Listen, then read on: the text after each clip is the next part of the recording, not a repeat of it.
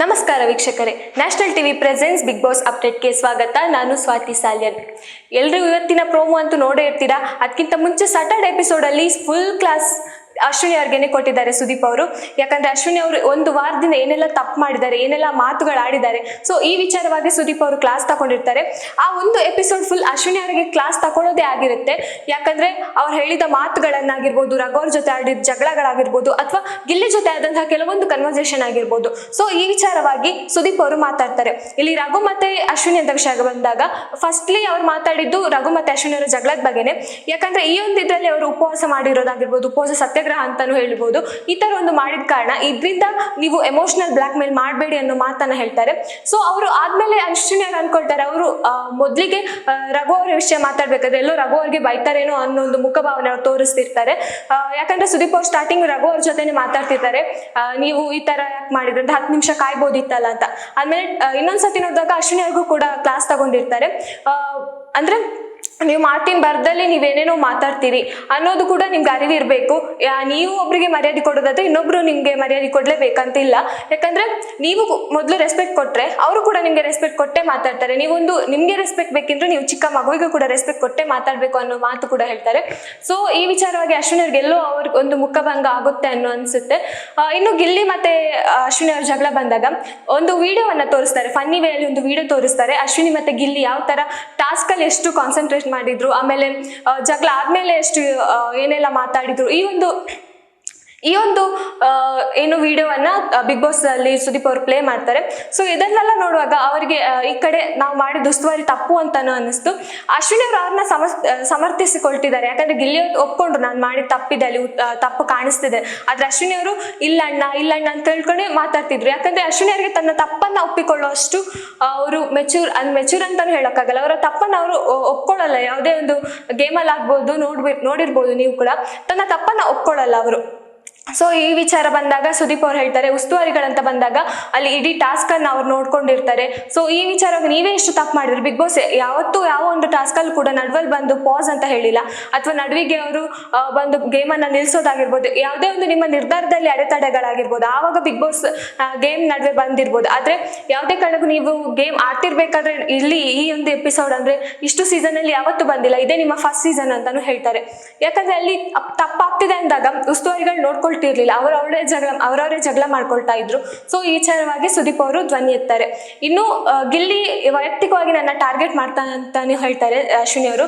ಆ ಒಂದು captaincy task ವಿಚಾರವಾಗಿ ಅಲ್ಲಿ ಸುದೀಪ್ ಅವರು ಅಶ್ವಿನಿ ಅವ್ರಿಗೆ ಹೇಳ್ತಾರೆ, ಕಾವ್ಯ ಮತ್ತೆ ಗಿಲ್ಲಿ ನಿಮ್ಗೆ ವೈಯಕ್ತಿಕವಾಗಿ ಮಾಡಿದ್ದು ಅಲ್ಲಿ ಬಿಗ್ ಬಾಸ್ ಕೊಟ್ಟ ಟಾಸ್ಕ್.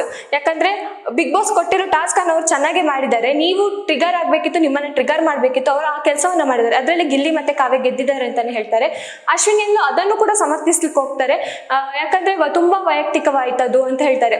ಸೊ ಸುದೀಪ್ ಅವ್ರು ಹೇಳ್ತಾರೆ, ಈ ಹಿಂದೆ ಸಂಗೀತ ಮತ್ತೆ ಪ್ರತಾಪ್ ಅವ್ರಿಗೆ ಏನಿದೆ ಸೋಪ್ ನೀರನ್ನ ಎರಸ್ತಾರೆ.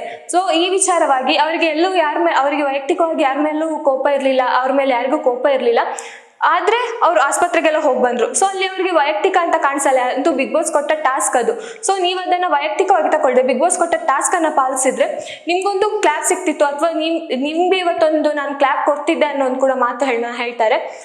ಇನ್ನು ಇವತ್ತಿನ ಪ್ರೋಮೋದಲ್ಲಿ ನೋಡೋದಾದ್ರೆ ಸುದೀಪ್ ಅವರು ನಿನ್ನೆ ಅಷ್ಟೇ ಒಂದು ಫುಲ್ ಎಪಿಸೋಡ್ ಅಲ್ಲಿ ಅಶ್ವಿನಿ ಅವ್ರಿಗೆ ಕ್ಲಾಸ್ ತಗೊಂಡಿರ್ತಾರೆ. ನೀವು ಈ ತರ ವಾಯ್ಸ್ ರೈಸ್ ಮಾಡೋದಾಗಿರ್ಬೋದು, ಈ ತರ ಒಂದು ಮಾತಾಡೋದ್ರಿಂದ ತುಂಬಾನೇ ಮನೆಯವ್ರಿಗಾಗಿರ್ಬೋದು ಅಥವಾ ಹೊರಗಿನ ಜನಕ್ಕೆ ಹೇಗೆ ಕಾಣಿಸ್ತೀರಿ ನೀವು ಅನ್ನೋದನ್ನ ಹೇಳ್ತಾರೆ. ಆದ್ರೆ ಅಶ್ವಿನಿ ಅವರು ಇವತ್ತಿನ ಪ್ರೋಮೋದಲ್ಲೂ ಕೂಡ ಅಷ್ಟೇ ತುಂಬಾನೇ ಜಗಳ ಮಾಡೋಕೆ ಬರ್ತಾರೆ. ಧ್ರುವಂತವ್ರು ಮಾಡಿದ ಟ್ರಿಗರ್ಗೆ ಅಶ್ವಿನಿ ಅವರು ತುಂಬಾನೇ ಕೋಪಗೊಳ್ತಾರೆ.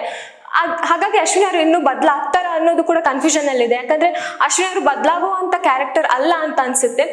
ಯಾಕಂದ್ರೆ ತುಂಬಾ ನಾವು ಈ ಎಪಿಸೋಡ್ ಇಂದ ಎಷ್ಟೋ ಸೀನ್ ಅಂದ್ರೆ ಎಪಿಸೋಡ್ ನೋಡ್ಕೊಳ್ತಾ ಬರ್ತಿದೀವಿ.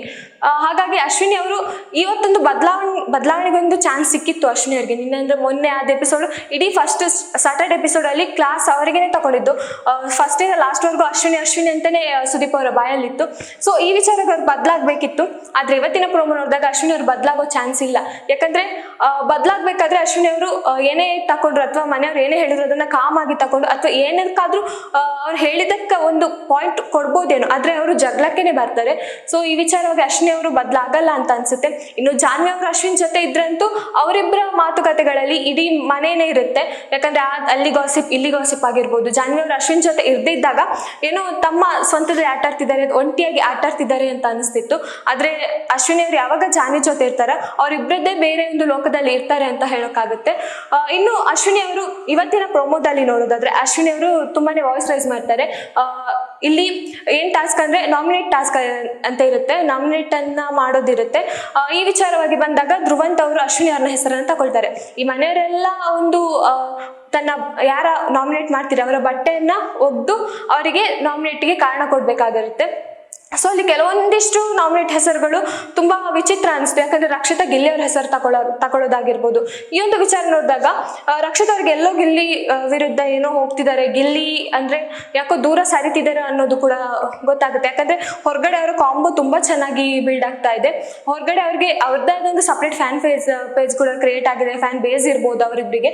ಸೊ ಈ ವಿಚಾರ ನೋಡಿದಾಗ ಗಿಲ್ಲಿ ಮತ್ತೆ ರಕ್ಷಿತಾ ಅವರು ಗಿಲ್ಲಿನ ಸ್ವಲ್ಪ ದೂರ ಇಡ್ತಿದ್ದಾರೆ ಈ ನಾಮಿನೇಟ್ ಪ್ರಕ್ರಿಯೆಯಲ್ಲಿ ಅಂತ ಅನಿಸ್ತಾ ಇದೆ. ಇನ್ನು ಅಶ್ವಿನಿ ಅವರ ವಿಚಾರಕ್ಕೆ ಬಂದಾಗ ಧ್ರುವಂತ್ ಅವರು ಹೇಳ್ತಾರೆ ಫೇಕ್, ನೀವು ದೊಡ್ಡ ಫೇಕ್ ಈ ಮನೆಯಲ್ಲಿ ಅಂತ ಹೇಳ್ತಾರೆ. ಸೊ ಅಶ್ವಿನಿ ಅವ್ರು ಹೇಳ್ತಾರೆ ಇಲ್ಲ ನಾನು ಸರಿಯಾಗಿ ಆಟ ಆಡ್ತಿದ್ದೀನಿ, ನೀನ್ ದೊಡ್ಡ ಫೇಕ್, ಇಷ್ಟು ದಿನ ಮುಖವಾಡದಲ್ಲಿ ಬದುಕ್ತಿದ್ದೆ, ಈಗ ನಿನ್ನ ರಿಯಲ್ ಮುಖ ತೋರಿಸ್ತಿದ್ಯಾ, ಆ ತರ ಒಂದು ಮಾತುಗಳಾಗುತ್ತೆ. ಸೊ ಇಲ್ಲಿ ಯಾರು ಫೇಕ್ ಯಾರು ರಿಯಲ್ ಅಂತ ನೋಡೋದಾದ್ರೆ ಧ್ರುವಂತ್ ಅವರು ಮುಂಚೆಯಿಂದನೂ ಕೂಡ ಫೇಕ್ ಆಗಿ ಆಗ್ತಿದ್ರು. ಅಂದ್ರೆ ಯಾಕಂದ್ರೆ ಅವ್ರು ಇದ್ದದ್ದೇ ಬೇರೆ, ಅವರು ಇಲ್ಲಿ ಮಾತಾಡ್ತಿರೋ ರೀತಿನೇ ಬೇರೆ. ಆಮೇಲೆ ಯಾರ ಜೊತೆ ಮಾತಾಡ್ಬೇಕು ಅಷ್ಟು ಜನ ಜೊತೆ ಮಾತ್ರ ಮಾತಾಡ್ತಾರೆ. ಅಶ್ವಿನಿ ಅವ್ರು ಆಗಲ್ಲ, ಏನೇ ಇದ್ರು ಸ್ಟ್ರೈಟ್ ಆಗಿ ಹೇಳ್ತಾರೆ, ಸ್ಟ್ರೈಟ್ ಆಗಿ ಅವ್ರಿಗೋಸ್ಕರ ಸ್ಟ್ಯಾಂಡ್ ತಗೊಳ್ತಾರೆ. ನೇರ ಮಾತು ಅಶ್ವಿನಿ ಅವ್ರದ್ದು.